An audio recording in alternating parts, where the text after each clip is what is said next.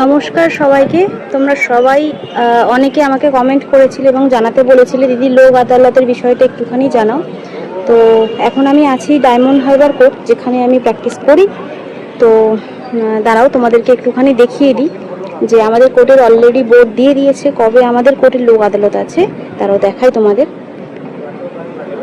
এই যেই দেখো, 13/6/2026 এটা হচ্ছে জাতীয় লোক আদালত শিবির। তো এটা হচ্ছে আমাদের ডায়মন্ড হারবার কোর্ট।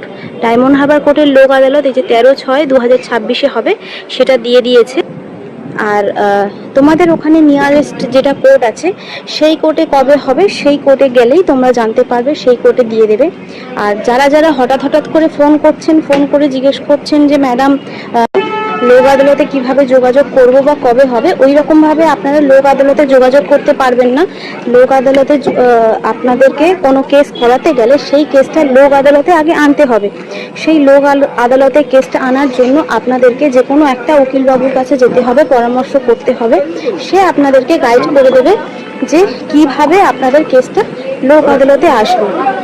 তো নিজেরা আপনারা প্যানিক করবেন না, একা ভাববেন না যে লোক আদালতে কিভাবে যাব। এটা আপনাদের কাজ না, এটা উকিলবাবুর কাজ। উকিলবাবুরা আপনাদেরকে ভালোভাবে গাইড করে দেবে। আর লোক আদালতে কেস আসতে গেলে আপনাদের কাছে একটা লোক আদালতের নোটিশ আসবে, তবে গিয়েই আপনার কেসটা লোক আদালতে আসবে।